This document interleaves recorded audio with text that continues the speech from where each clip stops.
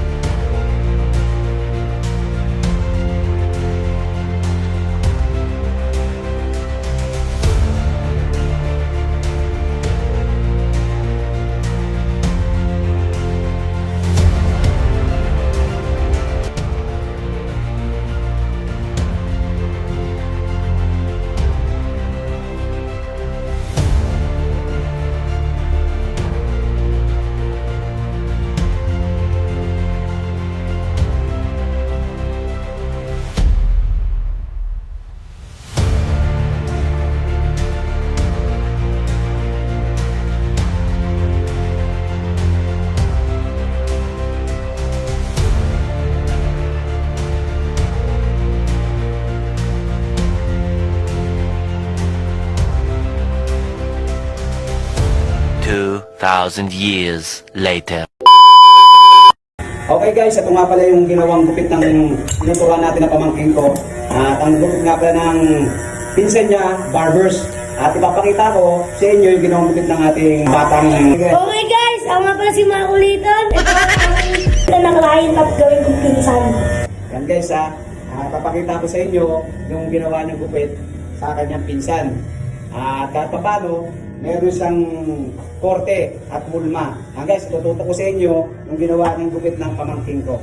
Guys. Tingnan guys, Sige. malupit ako magupit mga kadabatas, mga barbers. Guys, ito yung ginawang gupit ng pamangkin ko sa kanyang pinsan. Ayan.